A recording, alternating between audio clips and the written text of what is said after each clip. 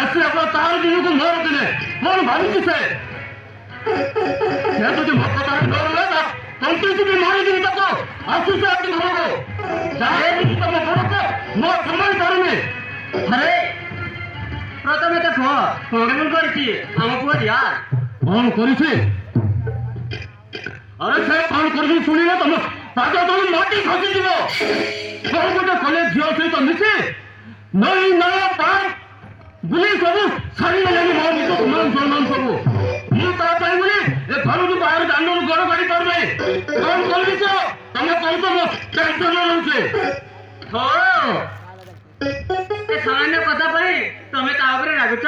ଆଜିକାଲି ତ ଗୋଟିଏ ପୁଅ ଗୋଟିଏ ଝିଅ ସହିତ ପାର୍କ ବୁଲିବା କମନ ହେଇଗଲାଣି। ହଁ ତମେ କହିବା କଥା ବା ସତ।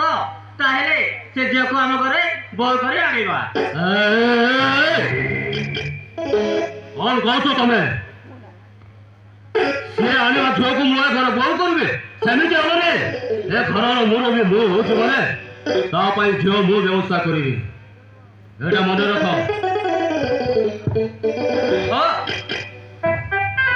ସେ ଝିଅକୁ ଭଲ ପାଉଥିବ। ସେ ଝିଅ ସହିତ ତା ବାହାଘର କରିଦେଲେ ସେମାନେ ଖୁସିରେ ରହିବେ। ଆରେ ମୁଁ ଫାଇନାଲ କରିସାରିଛି। ମୁଁ ତା ପାଇଁ ଝିଅ ଦେଖି ସାରିଛି। ସେଇଥିପାଇଁ ମୁଁ ଯୋଉଠି ଫାଇନାଲ କରିବି ତା ବାହାଘର ସେଇ ଝିଅ ସହିତ ହବ। ତମେ ଆଉ ତମକୁ ଧରି ଚଳିବନି କି ତମ ପୁଅକୁ ଧରି ଚଳିବନି। ଏ ବାହାଘର ହବ ମାନେ ହବ, ନିଶ୍ଚୟ ହବ। ତମେ କଣ କହୁଥିଲ ଯେ ଆମେ ବାହାଘର କରିଦେବାକୁ? ଆରେ ସେଇ ଝିଅ ସହିତ ମୁଁ ଯାହାକୁ ବାହାଘର କରିବାକୁ ଚାହୁଁଛି ସେଇ ଝିଅ ସହିତ ତାର ବାହାଘର ହବ।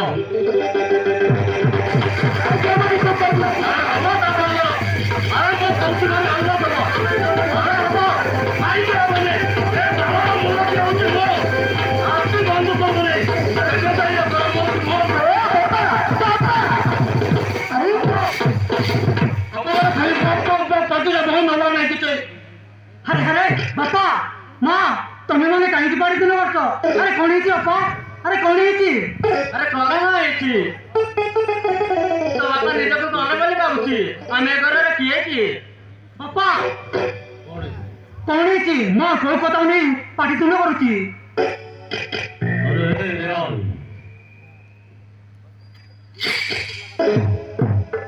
ମୁଁ ତ ବାହାଘର ପାଇଁ ଗୋଟାଏ ଭଲ ଝିଅ ଠିକ୍ କରିଛି। ଆଉ ଶୁଣ, ମୋତେ ଗୋଟାଏ ପ୍ରଶ୍ନର ଉତ୍ତର ଦେ। ମୁଁ ଶୁଣିଲି ତୁ ଯୋଉ ଝିଅ ସହିତ ବୁଲାଚାଲା କରୁଛୁ, ତୋ ବିରୁଦ୍ଧରେ ମୁଁ ବହୁତ ଖରାପ କଥା ଶୁଣିଲି। ସେଥିପାଇଁ ବାପା ମୋତେ ଟିକେ ଖରାପ ଲାଗୁଛି। ସେଥିପାଇଁ ମୁଁ ତୋ ବାହାଘର ଠିକ୍ କରିସାରିଛି। ନା ବାପା ସେ ସବୁ ମିଛ। ମୁଁ କୋଉ ଝିଅ ସହିତ ବୁଲିବାକୁ ଯାଉନି। ତମେ ମିଛ ଶୁଣିଛ। ଆରେ ମୁଁ ମିଛ ଶୁଣିନି, ମୁଁ ଠିକ୍ ଶୁଣିଛି। ଆଉ ମୁଁ ସବୁବେଳେ ତମମାନଙ୍କର ମଙ୍ଗଳ ପାଇଁ ଚିନ୍ତା କରୁଛି। ଏ ପରିବାରର ମଙ୍ଗଳ ପାଇଁ ଚିନ୍ତା କରୁଛି। ତମମାନେ କାହିଁକି ମୋ କଥା ବୁଝିବାକୁ ଚେଷ୍ଟା କରୁନ? ସେଇଥିପାଇଁ ଯଦି ତୁ ପାରୁଛୁ ସେ ଝିଅ ସହିତ ଟିକେ ମିଳାମିଶା ବନ୍ଦ କରିଦେ। ବାହାଘରଟା ମୁଁ ଶୀଘ୍ର ବାହାଘର କରିବା ପାଇଁ ବ୍ୟବସ୍ଥା କରୁଛି। ତମେ ତ ଏ ଘରର ମୁରବୀ। ମୁଁ ଠିକ୍ କହିଲି ନା? ତମେ ଆଉ ମୋ ଟେନସନଟା ପୁରେଇଦେବନି କହୁଛି। ମୁଁ ଯାହା କହୁଛି ଯାହା ହବ ହେଲା। ତମେ ପାଟି ନ କରି ଚୁପଚାପ ହେଇକି ଠିଆ ରୁହ। ଆରେ ଦେଖୁଛ କଣ ମୁଁ ମୁହଁ କେମିତି ଦେଖି ଠିଆ ହେଇଥିବ ନା କଣ? ଆରେ ଅଫିସରୁ ଆସିଲା ପରେ ମୋ ଦେହଟା ଜମା ଠିକ୍ ଲାଗୁନି। ଚାଲ କଣ ଅଛି ମୋତେ ଟିକେ ଖାଇବାକୁ ଦବ। ଚାଲ ଚାଲ।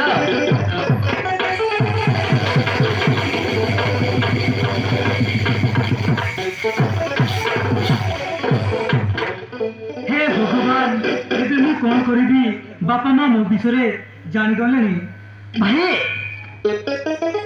ତମେ କଣ ବ୍ୟସ୍ତ ହେଲା ପରେ ଜଣା ପଡିଛ? କଣ ହେଇଛି ଭାଇ? ଆଉ ଏମିତି ମନେ ମନେ କାହା ସହିତ କଥା ହଉଛ?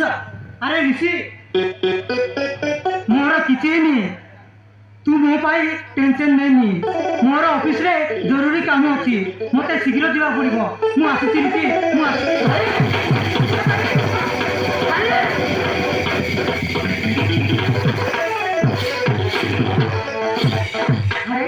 ଏକ ବାପା ମା ଭାଇର ବାହାଘର କଥା କହିବାରୁ ଭାଇ ଏମିତି ଦେଶରୁ ଯାଉଛି କାହିଁକି କଥାଟା ତାହେଲେ ଗଡ଼ବଡ଼ ଅଛି।